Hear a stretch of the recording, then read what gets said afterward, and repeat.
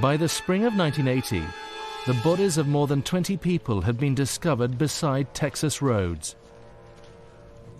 Police from 18 different forces met to see if the murders had a common thread, but came to no real conclusion. 2 years later, Kate Rich, an 80-year-old widow, disappeared from her North Texas home. Henry Lee Lucas, a 46-year-old ex-convict, was brought in for questioning. Police also wanted to ask him about Becky Powell, his common-law wife who was missing.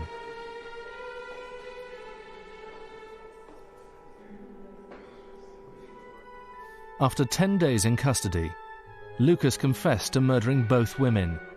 He took police to where he had buried Mrs. Rich.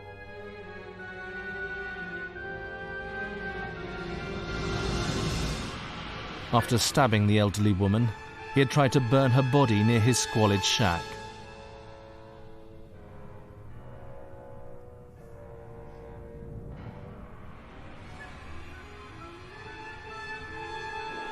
He decided to get rid of Mrs. Rich after she started questioning him about Becky's disappearance.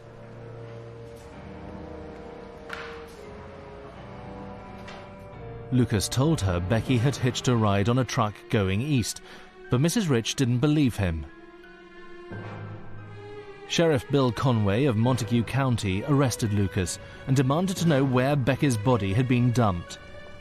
Lucas said he would take him there.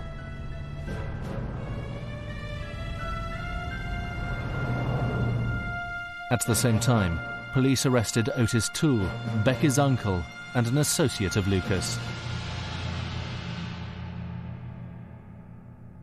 Lucas then confessed to a horrifying litany of murders, stretching over 21 years. Many of his victims were hitchhikers or young women whose cars had broken down.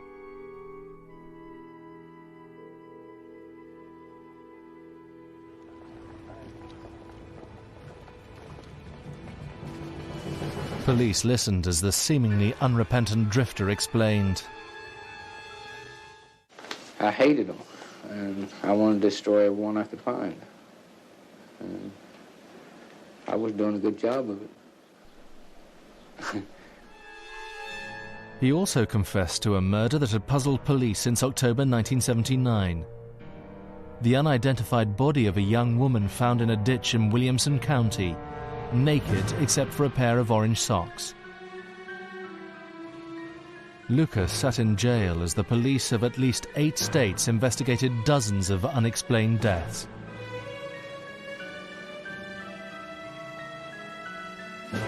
He began killing in 1960, when, at the age of 23, he stabbed his abusive mother.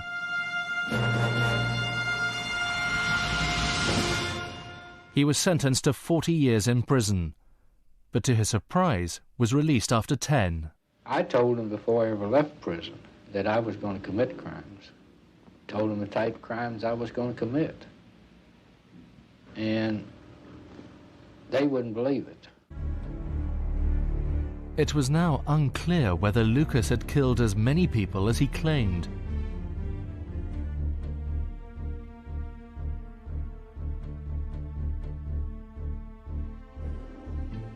But as Lucas made his first court appearance in August 1983, he had provided police with details on at least 240 murders.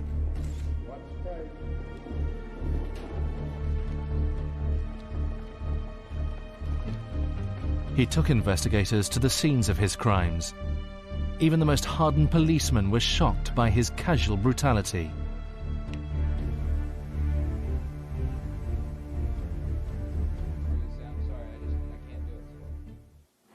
Yes, I've had days where I just had to make myself go in there. I didn't feel up to it. I've had days when I've cut it short. In October 1983, Lucas was taken to Denton County Court to hear the jury's decision. Judge Boyd read the verdict. We, the jury, found the defendant Henry Lee Lucas guilty of the offense of murder as alleged in the indictment. Lucas showed no emotion as he was sentenced to 75 years in prison. More murder trials and the death sentence followed. In the meantime, Lucas continued to help police locate the scenes of his many crimes. A California district attorney expressed his outrage. And it almost defies belief that a person like this for 7 years can be out there without getting caught, pinballing around the country as he did, killing people almost at random in a recreational sort of way. Lucas killed without reason or pity. The child of violent and abusive parents, he grew up putting no value on human life. He had spent time in reform school and prison before murdering his own mother in 1960. He showed no remorse. Well, I've killed by strangulation, I've killed by knifings, I've killed by hit and runs, shootings, robberies, hangings, every type of crime, I've done it. By the summer of 1998, Lucas was on death row. Well, they've never given clemency here in the state of Texas yet, I don't think, so I don't think that they will now. But he was wrong. Then Governor George W. Bush gave him a reprieve. That if anybody is put to death in the state of Texas, we want to be certain that that person committed that crime. Lucas died in prison from natural causes in March 2001. He was 64.